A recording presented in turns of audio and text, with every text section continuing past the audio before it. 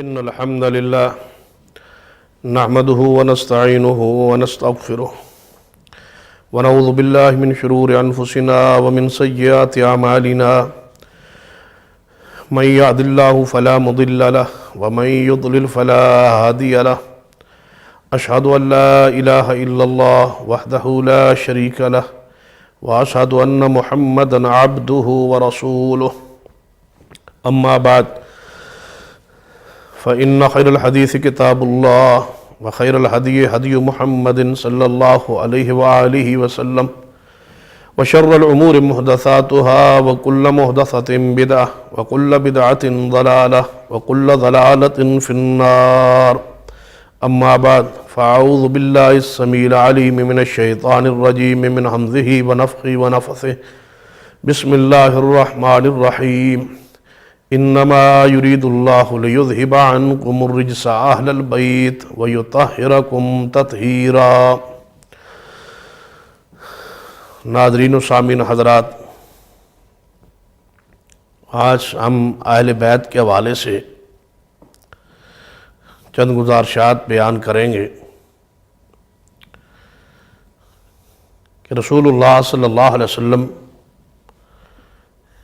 کہ اہل بیت سے محبت کرنا واجب ہے، ضروری ہے، اور یہ نبی صلی اللہ علیہ وسلم کی محبت کے تقاضوں میں سے ایک تقاضا ہے۔ یا نبی صلی اللہ علیہ وسلم کے حقوق جو ہیں اس امت پر، ان حقوق میں سے ایک حق یہ ہے کہ آپ کے اہل بیت سے محبت کی جائے۔ جامع اور ترمذی میں حدیث پاک ہے، رسول اللہ صلی اللہ علیہ وسلم نے ارشاد فرمایا کہ اپنے اللہ سے محبت کرو، اس لیے کہ وہ تمہارا خالق ہے، تمہیں بنانے والا ہے۔ پھر مجھ سے محبت کرو اس لیے کہ تمہارا جو خالق ہے وہ مجھ سے محبت کرتا ہے۔ پھر رسول اللہ صلی اللہ علیہ وسلم نے ارشاد فرمایا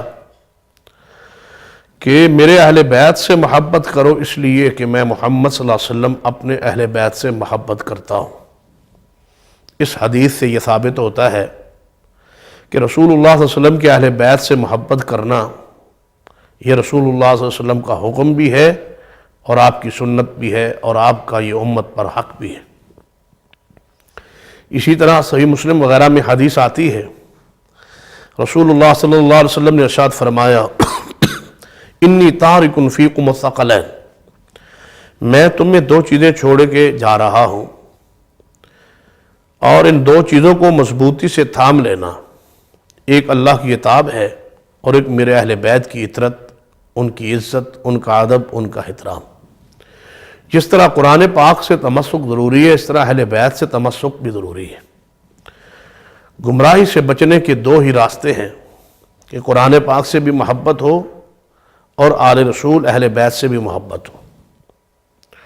اہل بیت سے محبت کرنا یہ تو ضروری ہے، فرض ہے، اس میں کوئی شک شبہ نہیں، بلکہ اہل بیت پر جب تک درود پاک نہ پڑھا جائے اس وقت تک اللہ تبارک و تعالی نماز قبول نہیں فرماتے۔ دیکھیں، ہر نماز کے آخری تشہد میں درود پاک کو رکھا گیا ہے، اور درود پاک کو نماز کے آخری تشہد میں فرض کر دیا گیا ہے۔ تو جب آپ درود پاک پڑھیں گے تو لازم امر ہے کہ رسول اللہ صلی اللہ علیہ وسلم کے اہل بیت کا تذکرہ بھی ہوگا اور ان پر درود بھی آئے۔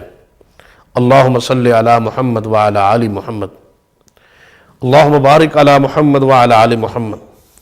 تو جس طرح آپ محمد صلی اللہ علیہ وسلم پر درود پڑھتے ہیں، اس طرح آل رسول پر بھی آپ ساتھ درود پڑھتے ہیں۔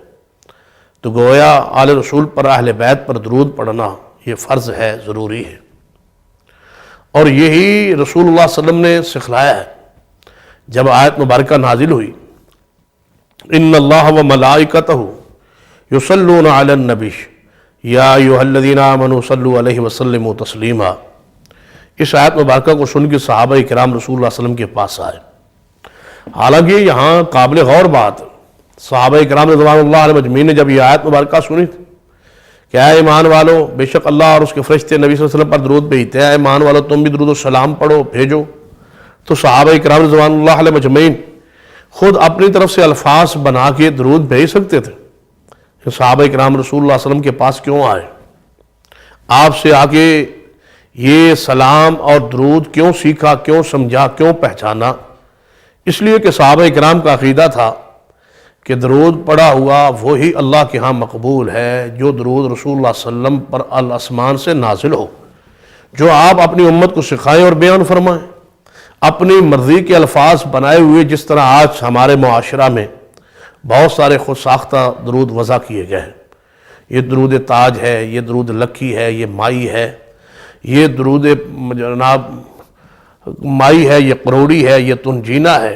یہ سارے کے سارے جو درود کے الفاظ بنائے گئے ہیں ہمارے ممالک میں، بالخصوص پاکستان میں، ہندوستان میں اور بنگلہ دیش میں، یہ سارے کے سارے وضعی الفاظ ہیں، خود ساختہ الفاظ ہیں. تو کیا ہمیں مسلمان ہونے کے ناطے سوچنا نہیں چاہیے کہ جب صحابہ کرام نے اپنی مرضی سے درود کے الفاظ نہیں بنائے تو ہمیں کیا حق حاصل ہے کہ ہم خود درود بنائیں؟ کیا ہماری ڈیوٹی درود بنانا ہے یا درود پڑھنا ہے؟ کہاں لکھا ہوا ہے قرآن میں اور حدیث میں کہ درود بناؤ؟ اے ایمان والو تم درود بنانا شروع کر دو، اے ایمان والو تم درود گھڑنا شروع کر دو، اے ایمان والو تم درود بناؤ. بنانے کا حکم نہیں دیا گیا، پڑھنے کا حکم دیا گیا ہے. اور وہ پڑھنا بھی وہی ہے جو رسول اللہ صلی اللہ علیہ وسلم نے اپنی امت کو سکھلایا ہے. جب رسول اللہ صلی اللہ علیہ وسلم خود درود بناتے نہیں، اللہ ان پہ بنا کے آسمان سے نازل کرتا ہے. جو رسول اللہ صلی اللہ علیہ وسلم کا حق نہیں ہے وہ ہمیں کیسے پہنچ گیا؟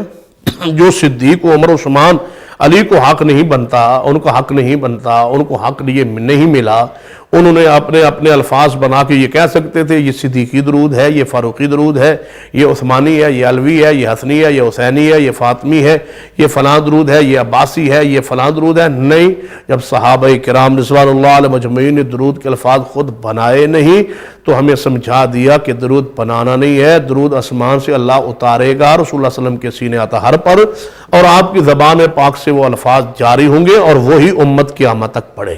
صحابہ کرام رسول اللہ صلی اللہ علیہ وسلم کے پاس آئے، عرض کیا یا رسول اللہ صلی اللہ علیہ وسلم ہم کیف نصلی علیک، ہم آپ پر درود کیسے پڑھیں؟ سلام تو ہمیں پتہ ہے، ہمارے علم میں ہے، جب ہم آپ کے پاس حاضر ہوتے ہیں السلام علیکم کہتے ہیں.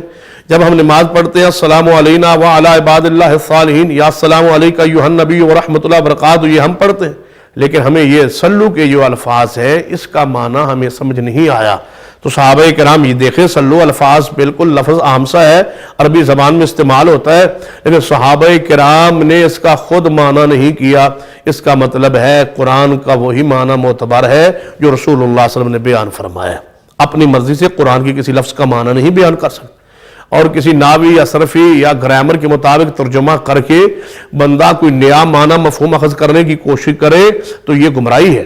بھائیو، قرآن اور حدیث کا وہی معنی کرنا چاہیے جو رسول اللہ صلی اللہ علیہ وسلم نے بیان فرمایا. جس لفظ کا جو معنی متعین رسول اللہ صلی اللہ علیہ وسلم نے کر دیا ہے وہی معنی ہمارے لیے معتبر ہے.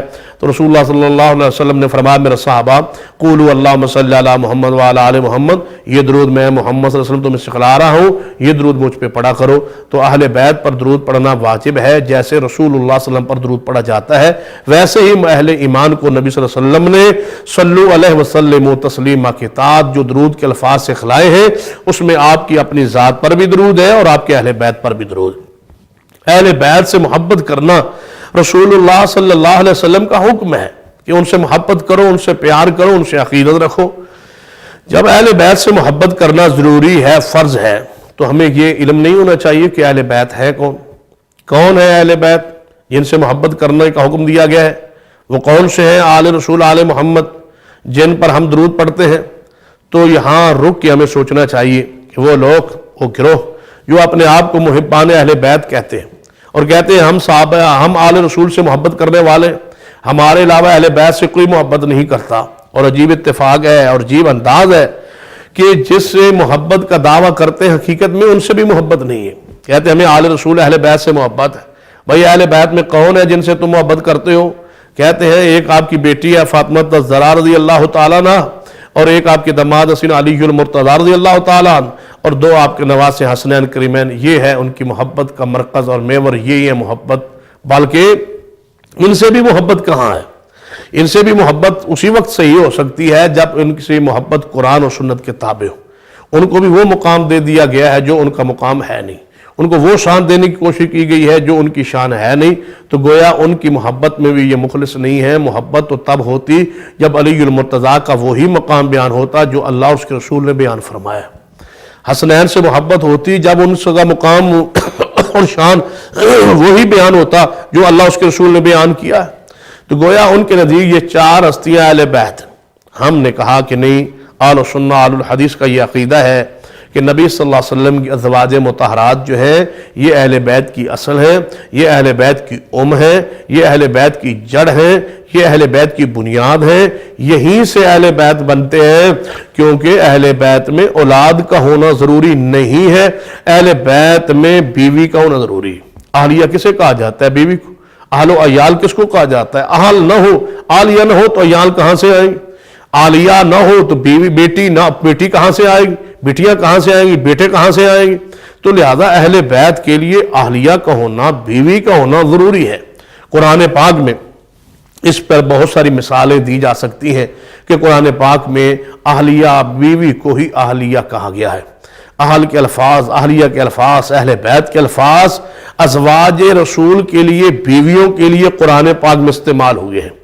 آئیے میں مثال بیان کرتا ہوں، ایک دلیل دیتا ہوں جو قرآن پاک میں موجود ہے۔ سورہ ہود اور 12واں پارہ ہے قرآن پاک کا، وہاں اللہ تبارک و تعالیٰ نے سیدنا ابراہیم علیہ السلام کی زوجہ محترمہ سیدہ سارہ علیہ السلام کا ذکر کیا ہے۔ سارہ علیہ السلام کے بطن سے اولاد نہیں ہے، ابراہیم علیہ السلام کی ابھی تک اولاد نہیں ہے، نہ بیٹا ہے نہ بیٹیاں ہیں، گھر میں صرف ایک بیوی موجود ہے اور قرآن پاک نے ان کو اہل بیت کہا۔ اب میں سوال کرتا ہوں، پوچھتا ہوں کہ اگر سیدنا ابراہیم علیہ السلام کی زوجہ محترمہ اماں سارہ علیہ السلام وہ اہل بیت میں ہیں تو سیدہ خدیجہ القبریٰ، سیدہ عائشہ، سیدہ حفصہ، ام حبیبہ، میمونہ، سیدہ زینب، سیدہ سودہ رضوان اللہ علیہن اجمعین یہ اہل بیت میں کیوں نہیں؟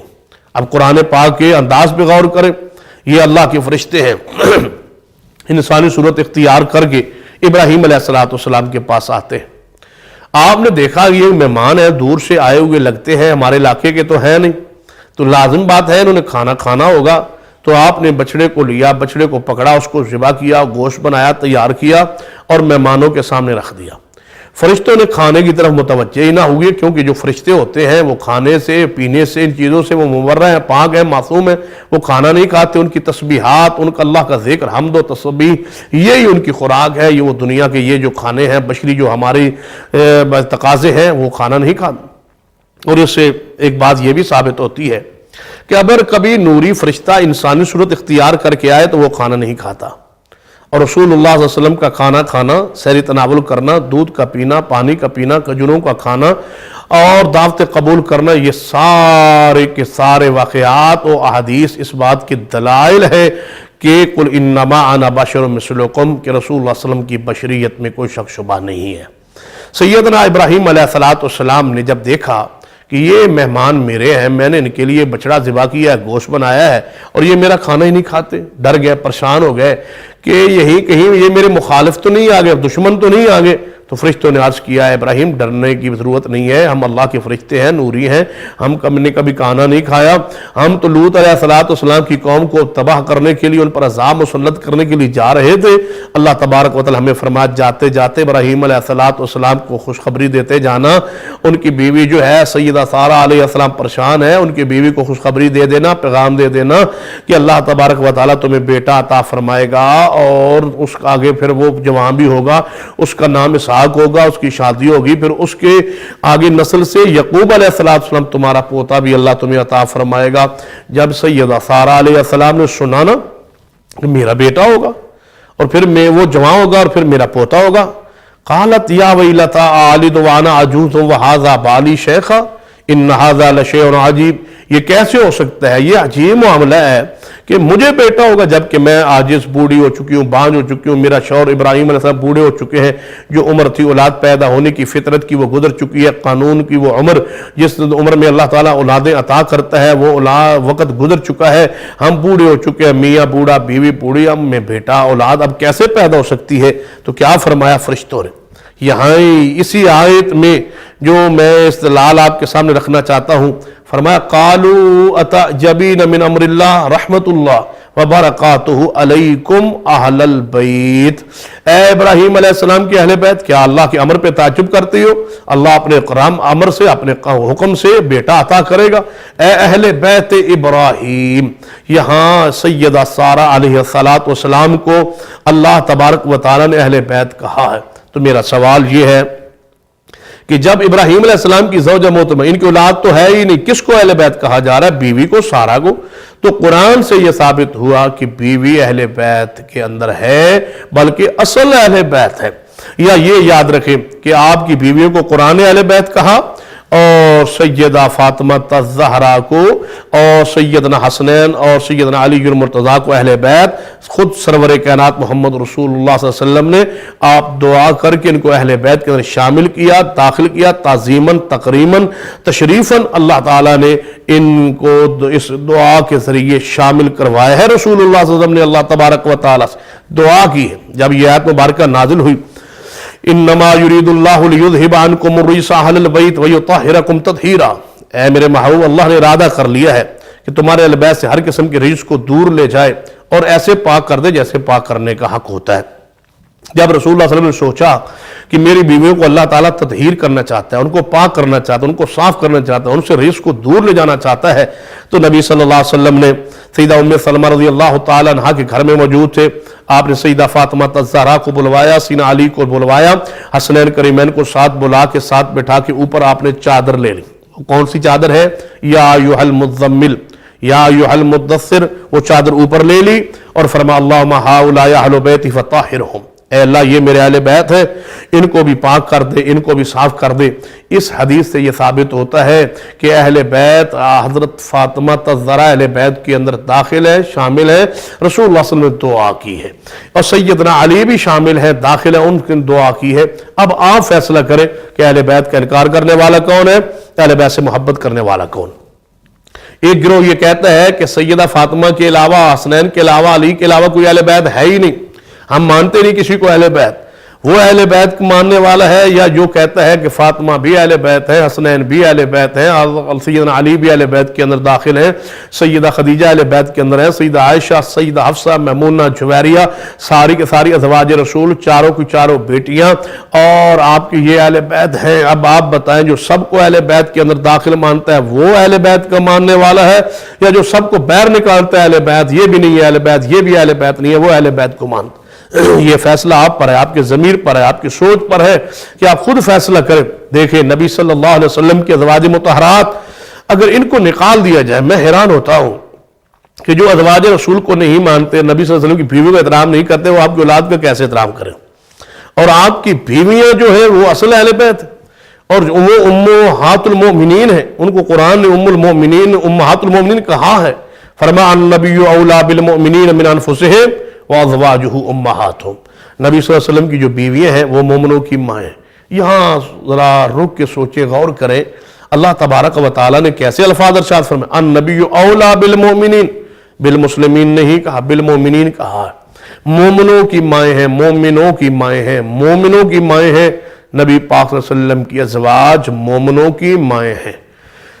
क्या अल्लाह समझाना चाहते हैं कि वो मोमिन नहीं है जो अज़वाज रसूल को अपनी माएँ नहीं मानता। अल्लाह के इल्म में था कुछ लोग आएंगे जो अपने आप को मोमिन तो कहलवाएंगे, लेकिन नबी पाक की बीवियों को माएँ नहीं मानेंगे। अल्लाह ने फरमाया जो पैगंबर की बीवियों को माएँ नहीं मानता, अल्लाह उसको मोमिन नहीं मानता। मोमिन कहलाने से मोमिन नहीं बन जाता जब तक कि मोमिन सही मानों में हो ना।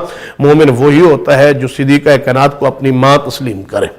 और देखे सैयदा आयशा रज़ियल्लाहु ताला अन्हा या दीगर अज़वाज रसूल को अगर इस्लाम से, दीन से निकाल देंगे तो इस्लाम आपको कैसे समझ आए।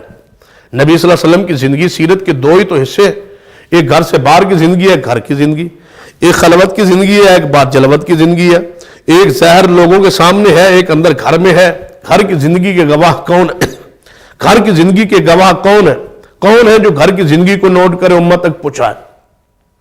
आप कह सकते हैं हसनैन करीमैन ये तो बच्चे थे, ये घर की जिंदगी को नोट करके ये तो सैयदना अली के घर में पैदा हुए, वहीं रहे।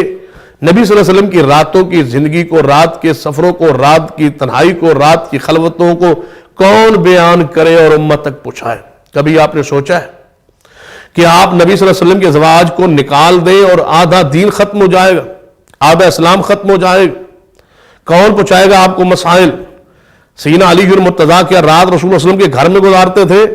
نہیں، تو پھر رات کی زندگی کون بیان کرے گا؟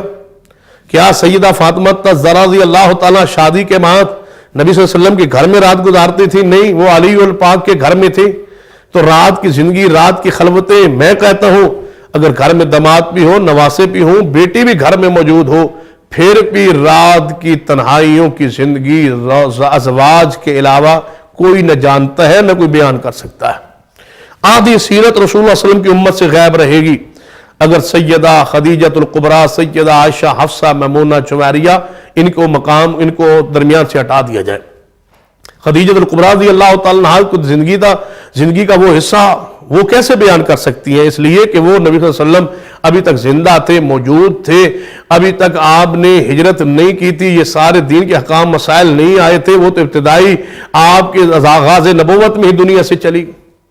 انہوں کو بیان کرنے کی ضرورت ہی نہیں پڑی، آپ کی سیرت کو، آپ کے کردار کو، وہ جو آپ کے بعد میں امت کو ضرورت تھی وہ نہیں بیان کی۔ آپ کی سیرت کو بیان کیا، حسن و جمال کو بیان کیا ہے، کلا واللہ لا یحزیک اللہ ابدا، جو اس وقت کی ضرورت تھی وہ بیان کیا ہے۔ لیکن آپ کے جانے کے بعد، رسول اللہ علیہ وسلم کی جانے کے بعد امت میں جو مسائل درپیش ہوئے، جو خلوت کے معاملات تھے، وہ ان ازواج رسول نے ہی بیان کرنا ہے جو رسول اللہ علیہ وسلم کے بعد زندہ رہی۔ سیدہ عائشہ رضی اللہ تعالیٰ عنہا کے بغیر ذرا دین کو سمجھا کے مجھے دکھائیں، کیسے سمجھائیں؟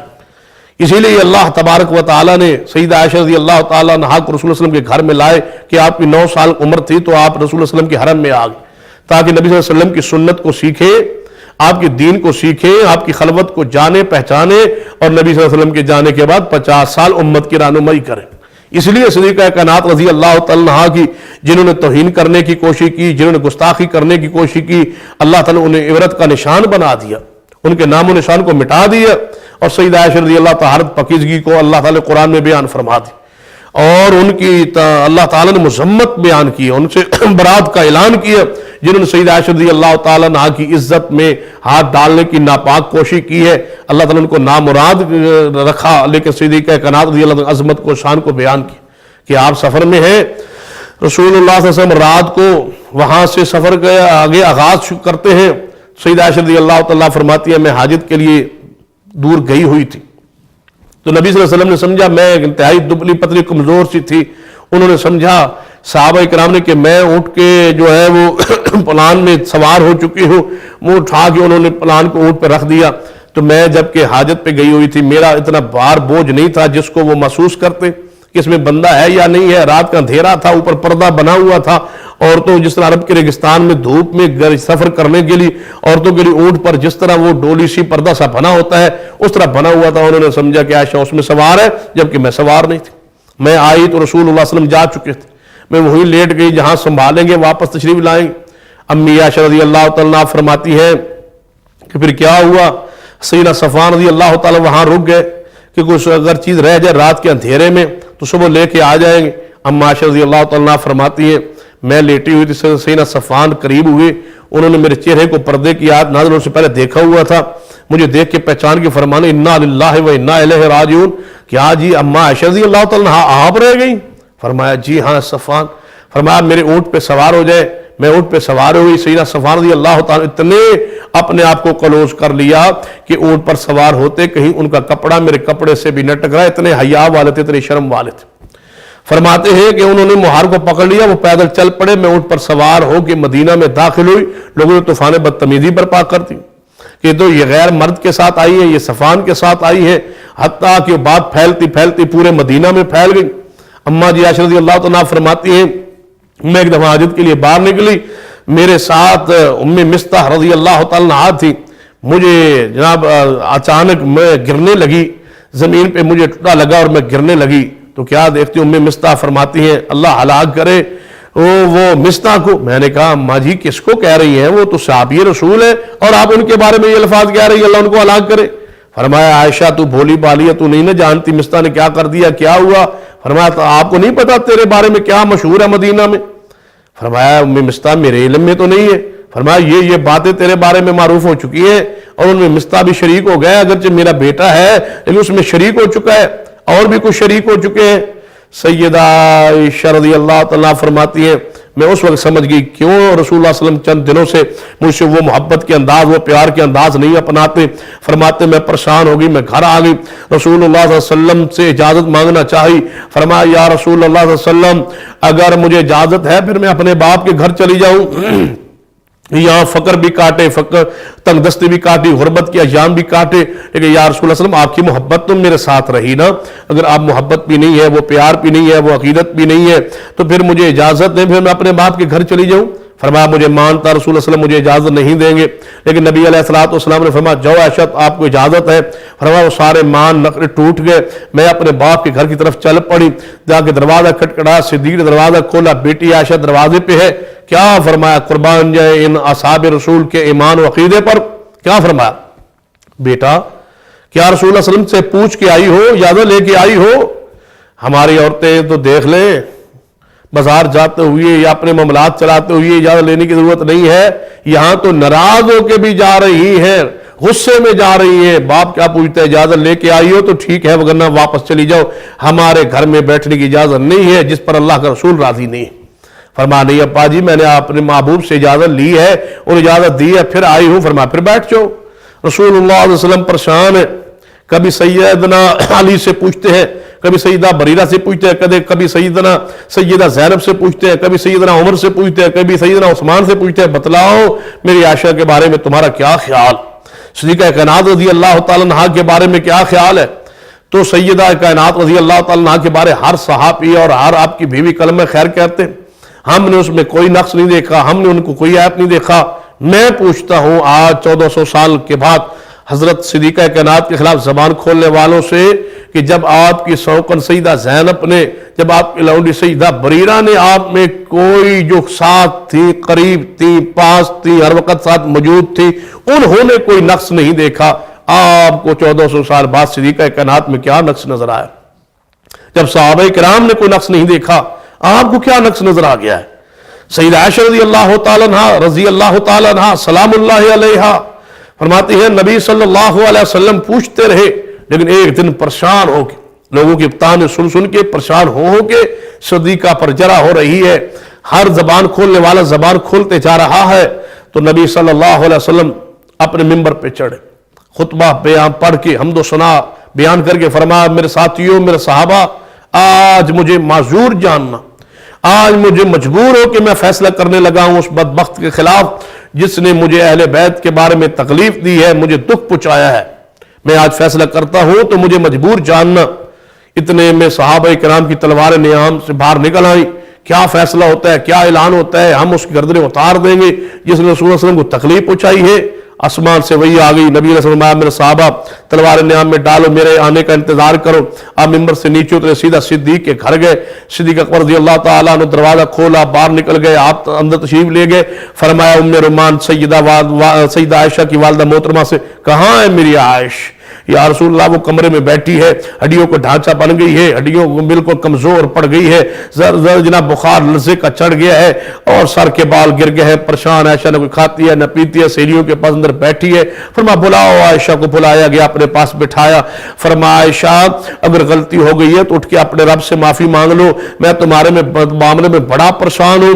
अम्मा जी फरमाती है बजी अल्फाज सुनने की देर थी तो मैंने कहा फसब्रुन जमील वल्लाहुल मुस्तआन अला मा तसिफून, मेरी तो वही हालत है जो सैयदना यूसुफ अलैहिस्सलाम के बाप की हालत हो गई थी।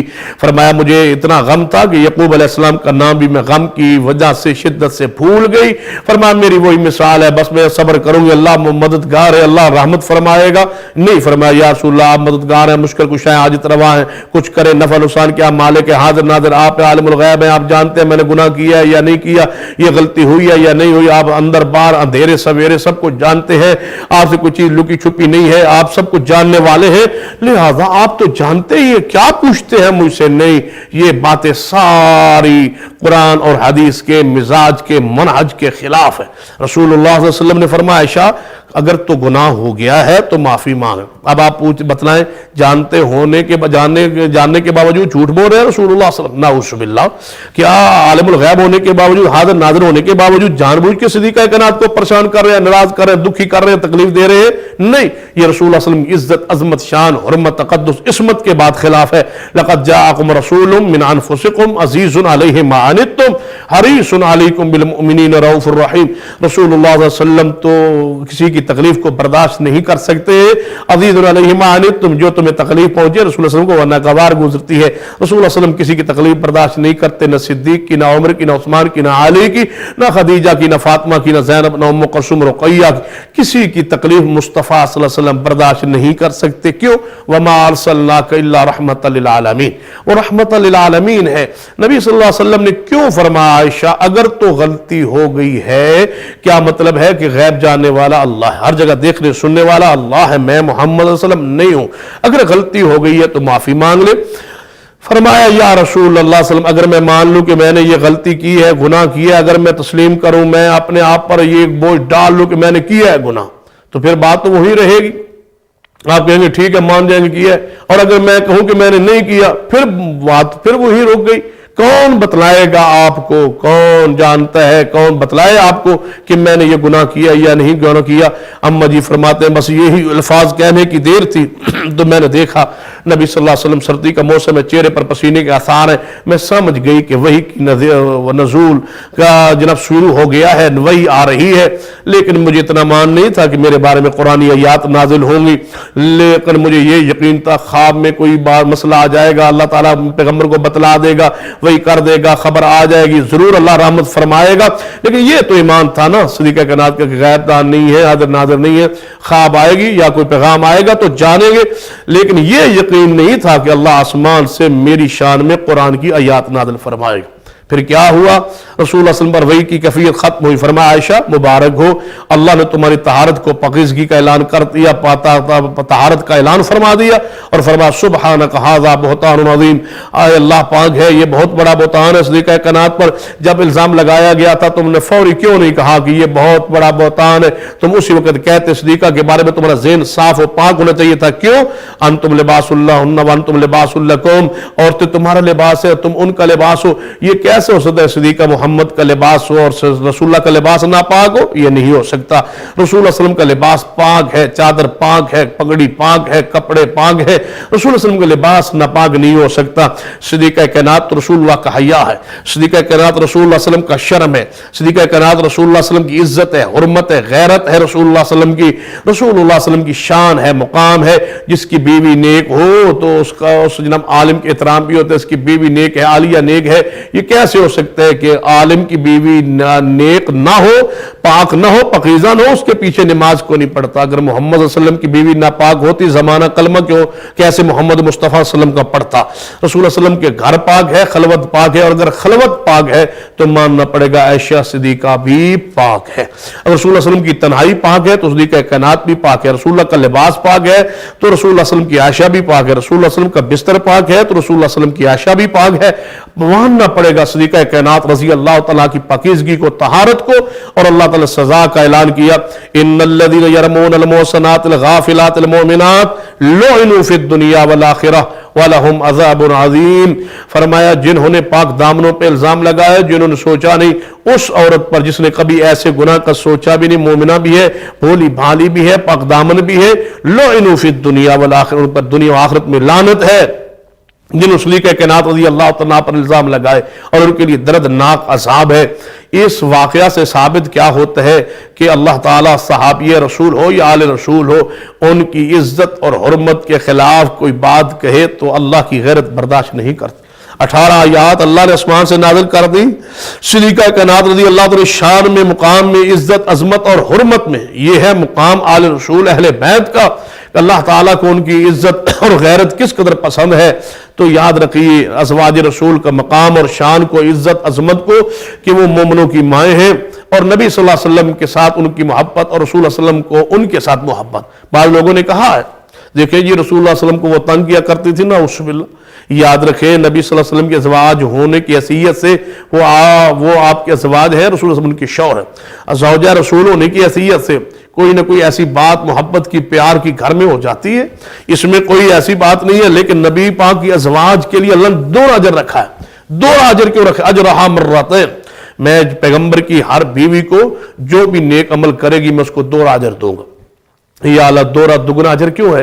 فرمایا اس لیے کہ ان کی اطاعت جو ہے وہ 2 اطاعت ہے، ایک اطاعت اپنے شوہر کی ہے اور اطاعت اپنے رسول کی ہے۔ کتنی وہ پاک باز خواتین ہیں جو کلمہ بھی پڑھتی ہیں تو اپنے شوہر کا کلمہ پڑھ رہی ہے، وہ ایمان لاتی ہیں تو اپنے شوہر پہ، ان کے شوہر محمد رسول اللہ صلی اللہ علیہ وآلہ وسلم ہے۔ یا اس طرح سمجھ نہیں آئی تو ایک اور انداز سے غور کرتے ہیں۔ ایک دفعہ نبی صلی اللہ علیہ وسلم کی ساری ازواج مطہرات نے یہ فیصلہ کیا کہ ہم نے نبی صلی اللہ علیہ وسلم سے اخراجات کا، کچھ زیورات کا مطالبہ کرنا ہے، اور یہ ہر بیوی کو حق حاصل ہے کہ اپنے شوہر سے اخراجات کا یا زیورات کا، حسن و جمال کا یا کسی چیز کا مطالبہ کر سکتی ہے۔ ازواج رسول نے ایک دفعہ پروگرام بنایا، منصوبہ بنایا کہ سارے مل کے ایک آواز لگا کے رسول اللہ صلی اللہ علیہ وسلم سے اخراجات میں کچھ اضافے کا اور کچھ زیورات کا مطالبہ کرتی ہیں۔ ساری اکٹھی ہو کے بیٹھ گئی، رسول اللہ صلی اللہ علیہ وسلم تشریف لائے اور آپ صلی اللہ علیہ وسلم نے ارشاد فرمایا السلام علیکم یا اہل البیت، اے میری اہل بیت، اللہ تم پر رحمت کرے، تم پر سلامتی نازل کرے، آج تم کیسے اکٹھی بیٹھی؟ یا رسول اللہ اللہ صلی اللہ علیہ وسلم، آج ہم نے یہ فیصلہ کیا ہے کہ اپنے محبوب سے، اپنے پیر و مرشد سے، امام کائنات سے عرض کریں گی یا رسول اللہ صلی اللہ علیہ وسلم، ہم نے بہت فقر و فاقے تنگ دستی میں وقت کاٹ لیا، گزار لیا ہے، اب مال و دولت کی فراوانی یا مال غنیمت آ رہا ہے تو ہمارا بھی حق بنتا ہے کچھ نہ کچھ حصہ، کچھ نہ کچھ گھر بھی لایا کریں اور کچھ ہمارے اخراجات میں اضافہ فرما دیں، کچھ ہمیں زیورات لے کے دے دیں۔ رسول اللہ صلی اللہ علیہ وسلم نے جب دیکھا، یہ سنا کہ دنیا کے مال کا مطالبہ میرے گھر میں، تو رسول اللہ صلی اللہ علیہ وسلم پریشان ہوئے اور آپ نے ایلا فرما لیا، علیحدگی فرما لی، آپ نے قسم اٹھا لی، علیحدگی فرما لی اور فرمایا 1 مہینہ میں گھر نہیں آؤں گا۔ رسول اللہ صلی اللہ علیہ وسلم نے اپنے حجرہ پاک کے اوپر والی منزل میں ایک کمرہ تھا، سٹور تھا، جہاں رسول اللہ صلی اللہ علیہ وسلم اپنے گھر کے سارا سامان رکھتے تھے۔ مہینہ کے بعد وہاں سے سادہ سودا سلف جو ہوتا ساری ازواج کو بلا کے برابر برابر تقسیم کر دیتے اور باقی جو بچتا وہی جمع کر کے رکھ لیتے۔ یہ رسول اللہ صلی اللہ علیہ وسلم کی روٹین چلی آ رہی تھی۔ تو آپ نے اپنی چرپائی مبارک جو ہے وہاں بچھوا لی اور وہاں ہی آپ نے رہنا شروع کر دیا۔ عصر کے بعد ویسے اپنی بیویوں کے گھر چکر لگا لیتے۔ اس کا مطلب یہ نہیں ہوتا کہ ناراضگی ہو تو خرچہ بھی بند کر دیا جائے، ناراضگی ہو تو نان نفقہ بھی بند کر دیا جائے، ناراضگی ہو تو بیوی کا کھانا پینا بھی بند کر دیا جائے۔ کھانا دیتے رہے، پینا دیتے رہے، نان نفقہ چلتا رہا، اخراجات چلتے رہے، جو پہلے آپ تعاون فرماتے رہے وہ جاری و ساری رہا۔ صرف جو میاں بیوی کے حقوق ہوتے ہیں ان سے رسول اللہ صلی اللہ علیہ وسلم نے علیحدگی فرما لی اور ناراضگی کا اظہار فرما لیا اپنی ازواج کو تنبیہ کرنے کی۔ اور یہ عورت کے لیے سب سے بڑی سزا ہوتی ہے کہ کوئی مرد اپنی بیوی سے بستر الگ کر لے ناراضگی کی وجہ سے، تاکہ اس کو جس بات سے روکنا ہے اس پر اس کو تنبیہ ہو جائے، اس کو ذرا رکاوٹ بن جائے، اس کو تھوڑی سی عبرت جو ہے وہ حاصل ہو جائے، کوئی سبق حاصل ہو جائے۔ رسول اللہ صلی اللہ علیہ وسلم 29 دنوں کے بعد اپنے سیدہ عائشہ رضی اللہ تعالیٰ عنہا کے حجرہ میں تشریف لائے۔ اما عائشہ رضی اللہ تعالیٰ عنہا موجود تھی، آتے ہی پہلا سوال کیا، محبت بھی بڑی تھی، پیار بھی بڑا تھا۔ فرمانے لگی یا رسول اللہ صلی اللہ علیہ وسلم، آپ نے تو قسم 1 مہینہ کی اٹھائی تھی اور 29 دن گزرے ہیں اور آپ آ گئے ہیں، اس کا مطلب ہے ہمارے بغیر آپ کا گزارا پھر نہیں ہوا۔ یہ محبت کی بات ہے، پیار کی بات ہے کہ ہمارے بغیر پھر آپ گزارا تو نہ ہو سکا۔ رسول اللہ صلی اللہ علیہ وسلم نے فرمایا عائشہ نہیں، ایسی کوئی بات نہیں ہے، مہینہ جو ہوتا ہے اسلام میں 29 دنوں کا بھی ہوتا ہے، 30 دنوں کا بھی ہوتا ہے، میں نے دنوں کی قسم تو نہیں اٹھائی تھی نا، مہینے کی قسم اٹھائی تھی، تو مہینہ پورا ہو گیا، 29 دن کا بھی مہینہ ہو جاتا ہے، تو میں نے 1 مہینے کی قسم پوری کر لی ہے اور میں آ گیا ہوں۔ فرمایا عائشہ جی یا رسول اللہ صلی اللہ علیہ وسلم، اللہ تبارک و تعالیٰ نے مجھے اختیار دے دیا ہے اور یہ آیت تخییر مجھ پر نازل ہو گئی ہے، اب میں آپ کو دعوت دیتا ہوں کہ 2 چیزوں میں سے ایک چیز آپ پسند کر لیں، اختیار فرما لیں۔ آیت تخییر آ گئی ہے، آپ کو اختیار دیا جا رہا ہے 2 چیزوں میں سے، اس بات پہ پھر غور کریں، مجھے اختیار آپ کو دیا جا رہا ہے 2 چیزوں میں سے ایک چیز کو آپ اختیار فرما لیں۔ یا رسول اللہ صلی اللہ علیہ وسلم وہ کون سا اختیار ہے، وہ کون سی آیت تخییر ہے، کیا ہمیں اختیار دیا جا رہا ہے؟ فرمایا عائشہ رضی اللہ تعالیٰ عنہا، اس سوال کے جواب میں آپ نے جلد بازی سے کام نہیں لینا، سوچ لینا، سمجھ لینا اور اگر آپ مناسب سمجھیں تو جا کے اپنے باپ ابو بکر صدیق سے مشورہ بھی کر لینا، مشورہ کر لینے کے بعد پھر فیصلہ کرنا سوچ سمجھ کے۔ یہ بڑا مشکل فیصلہ ہے، یا رسول اللہ صلی اللہ علیہ وسلم آپ فرمائیں، حکم فرمائیں۔ فرمایا مجھے یہ اختیار دیا گیا ہے، یا ایھا النبی قل لازواجک ان کنتن تردن الحیاۃ الدنیا وزینتها فتعالین امتعکن واسرحکن سراحا جمیلا۔ اے محبوب صلی اللہ علیہ وسلم اپنی بیویوں سے فرما دیجئے کہ اگر تم دنیا کا مال و متاع اور زیب و زینت چاہتی ہو تو آؤ، میں تمہیں دنیا کا مال دے کے اچھے انداز سے فارغ کر دوں، طلاق دے دوں۔ اور اگر تم دنیا کی زیب و زینت مال و متاع سے دستبردار ہو جاؤ تو یا رسول اللہ صلی اللہ علیہ وسلم پھر کیا ملے گا؟ فرمایا اگر تم چاہتی ہو اللہ اور اس کے رسول کو اور آخرت کے دن، آخرت کے گھر کو، یعنی دنیا کا مال لے لو یا جنت میں محمد صلی اللہ علیہ وسلم کا ساتھ لے لو۔ اب دونوں میں سے جس چیز کو آپ پسند کرتے ہیں وہ لے لو۔ یہ ساری کی ساری ازواج رسول کو اختیار دیا گیا اس آیت تخیر سورۃ الاحزاب 21ویں پارے میں۔ اللہ نے اختیار دیا نبی صلی اللہ علیہ وسلم کی ساری ازواج کو کہ دنیا کا مال اور طلاق، یہ دو چیزیں ملیں۔ مال مانگتی جاؤ میں دیتا جاؤں، دنیا کے زیورات مانگتی جاؤ میں دیتا جاؤں گا، اور ساتھ طلاق دے دوں گا، پھر میرے ساتھ نہیں رہنا ہوگا، یا پھر اگر یہ مال سے تم دستبردار ہو جو چھوڑ دو مطالبہ، اس کے بدلے تمہیں جنت کا گھر محمد صلی اللہ علیہ وسلم کے ساتھ ملے گا۔ اب آپ بتاؤ آپ کیا چاہتی؟ سیدہ کائنات رضی اللہ تعالیٰ عنہا نے کیا فرمایا، قرآن کیا کہتا ہے، حدیث کیا کہتی ہیں؟ میں سوال کرتا ہوں لوگوں سے جو سیدہ عائشہ رضی اللہ تعالیٰ عنہا پر ایمان نہیں رکھتے، میں سوال کرتا ہوں لوگوں سے جو سیدہ عائشہ رضی اللہ تعالیٰ کا ادب احترام نہیں کرتے، آل رسول اہل بیت کا احترام نہیں کرتے، کہ صدیقہ کائنات رضی اللہ تعالیٰ عنہا نے ان دو چیزوں میں سے کس چیز کو پسند فرمایا تھا، اپنی کتابوں سے بتلائیں۔ ہماری کتاب قرآن پاک ہے، ہماری کتاب صحیح البخاری ہے، ہماری کتاب صحیح مسلم ہے، ہماری کتاب ابو جامع ترمذی ہے، ہماری کتابیں تو کہتی ہیں کہ صدیقہ کائنات رضی اللہ تعالیٰ نے پہلا جواب دیا، یا رسول اللہ صلی اللہ علیہ وسلم آپ کیا فرماتے ہیں کہ میں اپنے باپ سے مشورہ کروں گی، تمہارے ساتھ رہنے کے لیے مشورہ کروں گی باپ سے؟ میں نے مشورہ نہیں کرنا اپنے باپ سے، میں نے دنیا کا مال نہیں لینا، مجھے مال و متاع نہیں چاہیے، مجھے جنت میں محمد صلی اللہ علیہ وسلم کا ساتھ چاہیے، والدار الآخرہ، آخرت کا گھر چاہیے۔ اب صدیقہ کائنات رضی اللہ تعالیٰ عنہ نے دنیا کا مال نہیں لیا، جنت کا گھر لیا ہے، یا کوئی ہے ایسی کتاب؟ چلو یہ تو کہا جا سکتا ہے یہ کتاب اہل سنہ اہل الحدیث کی ہے، میں کہتا ہوں کوئی شیعہ کے ہاں ایسی کتاب ہو جس میں یہ لکھا ہوا ہو کہ صدیقہ کائنات نے مال لے کے طلاق لے لی تھی تو حوالہ پیش کیجیے۔ اگر حوالہ نہیں ہے تو آیت تخیر کیا قرآن میں نہیں ہے؟ یا آیت تخیر کس کے بارے میں نازل ہوئی ہے؟ یہ آیت تخیر ازواج رسول کے بارے میں آئی ہے، تو اللہ تبارک و تعالی نے ازواج رسول کے بارے میں یہ آیت نازل کر کے واضح کیا کر دیا ہے کہ نبی صلی اللہ علیہ وسلم کی ازواج نے دنیا کے مال کے مقابلے میں جنت کو پسند کر لیا۔ تخیر کا معنی کیا؟ اختیار دے دیا کہ مال لے لو، طلاق لے لو یا جنت لے لو۔ ساری ازواج نے، اور حضرت سیدہ فاطمہ سیدہ عائشہ رضی اللہ تعالیٰ نے فرمایا تھا یا رسول اللہ صلی اللہ علیہ وسلم یہ جواب تو میرا ہے نا، باقی ازواج سے بھی جواب لے لو، لیکن میرا جواب نہیں بتلانا کہ میں نے کیا رکھا ہے، میں نے دنیا لے لی ہے یا جنت لے لی ہے۔ ساری ازواج سے پوچھو آج تمہیں محبت کا پتہ چلے گا، میرا نام نہیں لینا، میرا نہیں بتانا۔ فرمایا نہیں عائشہ یہ تو میں بتاؤں گا۔ آپ نے ساری ازواج کو بلایا اور فرمایا یہ آیت تخیر نازل ہوئی ہے، مجھے آپ کو اختیار دیا گیا ہے، دنیا کا مال یا طلاق یا جنت لے لو، اب دونوں میں سے کس چیز کو پسند کرنا چاہتی ہو؟ صدیقہ کائنات نے مال و طلاق کو چھوڑ کے محمد کا ساتھ جنت میں لے لیا ہے۔ باقی ازواج میرے تم سامنے بیٹھی ہو، بتاؤ کیا چاہتی ہو؟ ساری کی ساری ازواج رسول بولی ہمیں دنیا کا مال نہیں چاہیے، ہمیں بیوی محمد کا ساتھ، ہم اسی محل میں جانا چاہتے ہیں جس میں صدیقہ کائنات اور محمد مصطفیٰ جائیں۔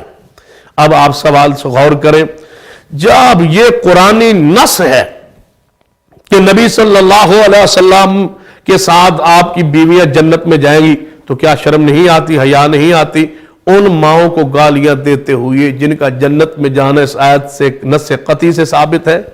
جو ودار الآخرہ کی مصداق ہے، جو آیت تغییر کی مصداق ہے، جن کا جنت میں جانا یقینی ہے، شاید تمہیں ایسے بات سمجھ نہ آئے، میں اور ایک عقلی انداز سے آپ کو سمجھانے کی کوشش کرتا ہوں۔ جنت میں کیا نبی پاک جائیں گے یا نہیں؟ میرا سوال ہے، جنت میں جائیں گے؟ جی ہاں جنت میں جائیں گے، کیوں نہیں؟ جنت بنائی ہی ان کے لیے گئی ہے، جنت کا دروازہ کھولا ہی ان کے لیے جائے گا، جب تک وہ نہیں جائیں گے جنت دروازہ نہیں کھلے گا۔ میرا سوال ہے، کیا علی پاک جنت میں جائیں گے یا نہیں جائیں گے؟ کہیں گے جی بالکل جائیں گے، جو مسلمان ان کو جنتی نہیں مانتا وہ تو مسلمان ہی نہیں ہے، جائیں گے۔ تو میں پوچھتا ہوں، ایک جنت میں کوٹھی علی کی ہوگی، ایک جنت میں محل محمد مصطفیٰ کا ہوگا۔ محمد مصطفیٰ صلی اللہ علیہ وسلم کا محل کون سا ہوگا؟ اللہم رب هذه الدعوة التامة والصلاة القائمة آت محمد الوسیلہ والفضیلہ وابعثہ مقاما محمودا الذی وعدتہ۔ ایک مقام ہے جنت میں، ایک محل ہے جس کا نام الوسیلہ ہے، آت محمد الوسیلہ۔ رسول اللہ فرماتے ہیں ایک وسیلہ ہے جنت میں، مقام ہے، اللہ نے بہت خوبصورت اعلیٰ ترین وہ محل بنایا ہے، اور اللہ نے اپنے پیارے بندوں میں سے ایک کو وہ محل عطا کرنا ہے۔ مجھے امید ہے کہ وہ بندہ میں ہی ہوں، میرے امتیوں تم میرے لیے وہ مکان مانگا کرو، اللہ محمد پاک کو وہ مقام الوسیلہ عطا فرما دے، وہ جنت کا محل نبی پاک کو عطا کر۔ میں پوچھتا ہوں، جنت میں ایک محل ہے سیدنا علی کا، ایک محل ہے محمد مصطفیٰ صلی اللہ علیہ وسلم کا، علی پاک سے کہیں افضل و اعلیٰ محل ہے نبی پاک صلی اللہ علیہ وسلم۔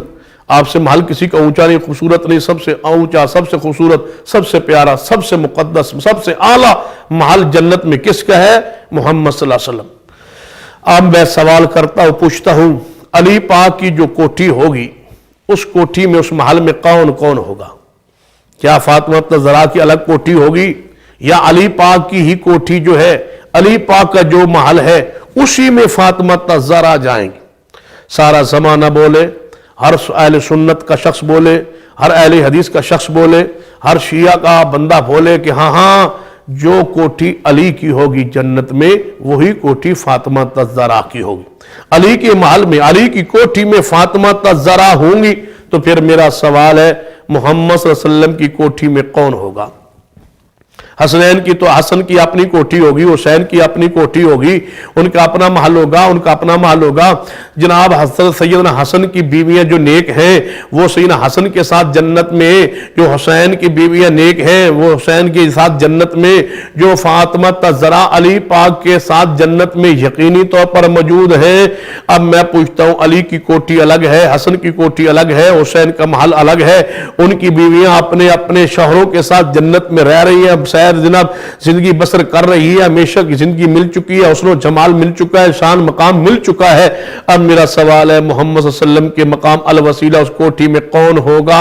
نبی صلی اللہ علیہ وسلم کے ساتھ کون ہوگا؟ کون ہوگا؟ والدار الاخرہ، اس کوٹھی محل میں کون ہوگا؟ کوئی ہے انسان جو مائکلالیو یہ بتائے کہ اس کوٹھی میں صدیقہ کائنات نہیں ہوں گی؟ ان کو باہر نکال کی کوئی دلیل لائی، کوئی ایک دلیل پیش کیجیے، اس کوٹھی میں صدیقہ کائنات نہیں ہوگی، اس کوٹھی میں ام حبیبہ نہیں ہوگی، تو سیدہ فاطمہ زہرا علی کے محل میں ہوں گی، اور رسول اللہ صلی اللہ علیہ وسلم کی ازواج محمد صلی اللہ علیہ وسلم کے محل میں ہوں گی، وہ مقام الوسیلہ میں ہوں گی، وہ والدار الاخرہ میں ہوں گی، وہ آخرت کے گھر اللہ نے ان کو عطا کر دیا ہے۔ تو ماننا پڑے گا کہ ازواج رسول کے بغیر اہل بیت کا تصور نامکمل ہے۔ یہ ایسی ازواج ہے جن کو اللہ تعالیٰ نے فرمایا محبوب آج کے بعد ان کو طلاق دینے کا بھی اختیار نہیں۔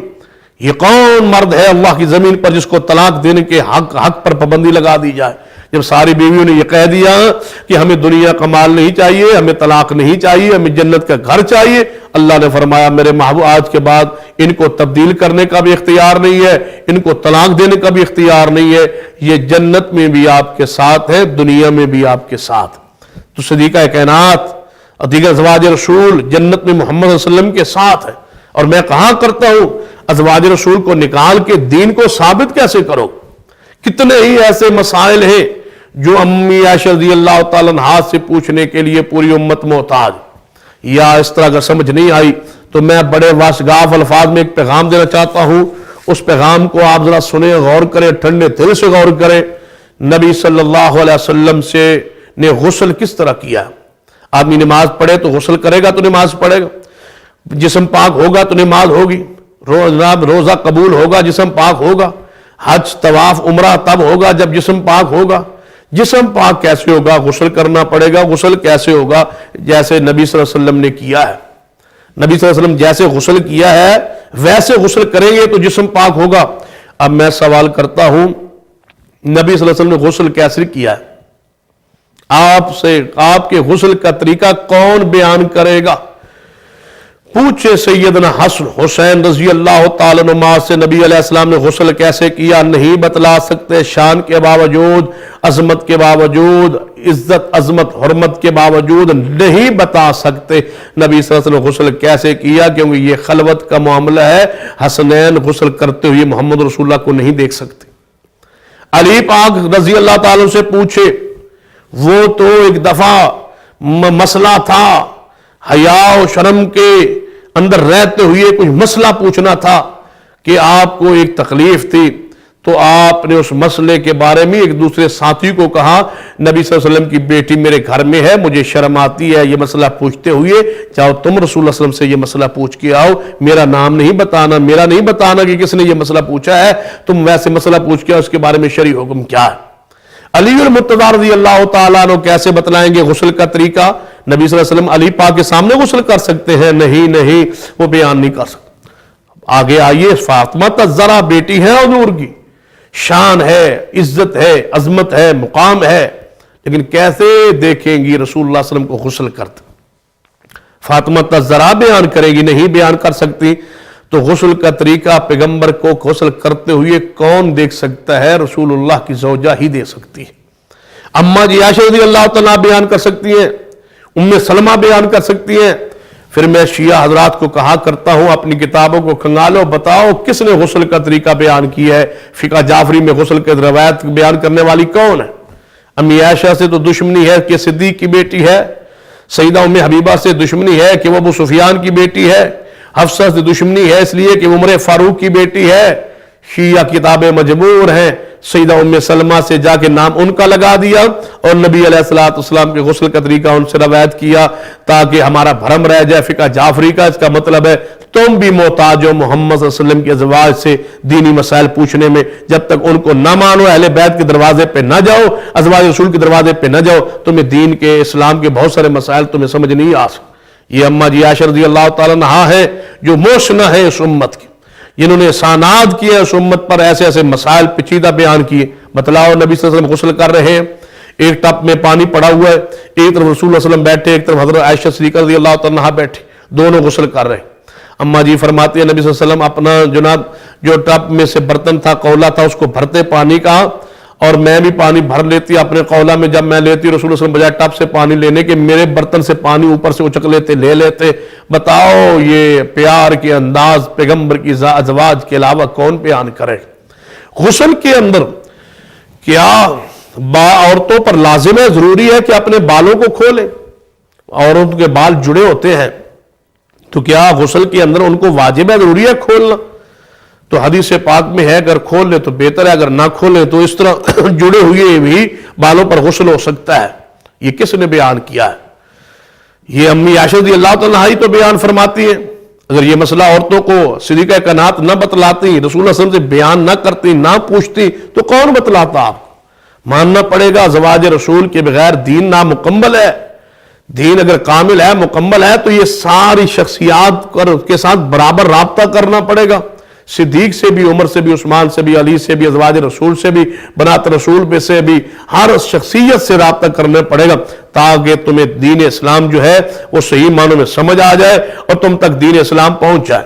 اماں جی عائشہ رضی اللہ تعالیٰ عنہا تشریف فرما ہے۔ دیکھیں ایک مسئلہ نہیں ہے، کئی مسائل ہیں۔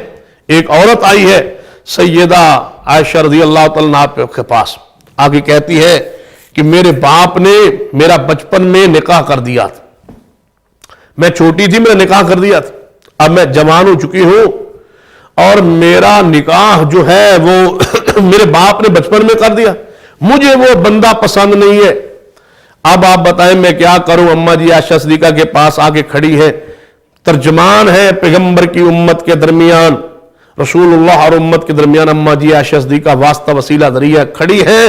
آپ امت سے مسائل لیتی ہیں، محمد مصطفیٰ سے پوچھتی ہیں اور امت کو پہنچاتی ہیں۔ یہ کردار ہے صدیقہ کائنات رضی اللہ تعالیٰ عنہ کا۔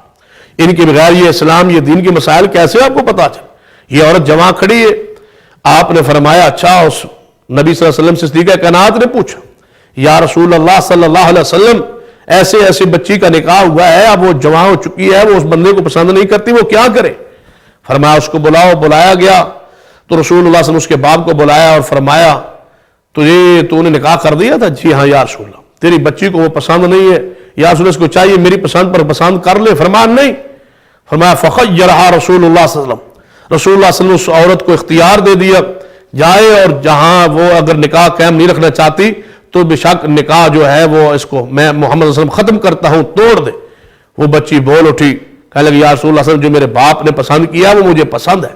فرمایا پھر پہلے تو آئے کیوں تھی؟ فرمایا میں آ کے بتانا چاہتی تھی کہ اللہ نے بیٹی کو بھی حق دیا ہے ریجیکٹ کرنے کا، بولنے کا اختیار دیا ہے، میں قیامت تک بچیوں کو پیغام دینا چاہتی تھی، یہ کائنات کی ساری بچیوں کو پیغام ملا ہے تو صدیقہ کائنات رضی اللہ تعالیٰ عنہ کے ذریعے سے ملا ہے۔ ایک عورت ہے وہ رسول اللہ صلی اللہ علیہ وسلم کے پاس آگے کی زوجہ محترمہ امی عائشہ کے پاس آتی ہے اور عرض کرتی ہے اماں جی کیا ولی کے بغیر نکاح ہو سکتا ہے؟ اماں جی فرماتی ہیں جس عورت کا ولی کے بغیر نکاح ہو جائے اس کا نکاح باطل ہے، باطل ہے، باطل ہے۔ یہ اماں جی عائشہ رضی اللہ تعالیٰ بیان فرماتی ہیں۔ اماں جی سے پوچھا جاتا ہے کہ کیا بندہ اٹھے اور غسل کرنا واجب ہو اور جو سحری کا وقت ہو، رمضان کا مہینہ ہو، سحری وقت تھوڑا رہتا ہو، کیا پہلے کھانا کھا سکتا ہے یا پہلے غسل کرے گا؟ اور غسل کرتا ہے سحری کا وقت ختم ہوتا ہے، اماں جی صحابہ کرام نے فرمایا پہلے وہ سحری نہیں کھا سکتا، پہلے غسل کرے، پاک ہو کے روزہ رکھے۔ اماں جی نے فرمایا نہیں، یہ مسئلہ میرے بتانے کا ہے، رسول اللہ علیہ وسلم پہلے کھانا کھا لیتے، بعد میں غسل کرتے، پھر نماز پڑھ لیتے۔ یہ اماں جی عائشہ رضی اللہ تعالیٰ کے علاوہ مسئلہ کوئی نہیں بتا سکتا، کوئی نہیں پوچھ سکتا۔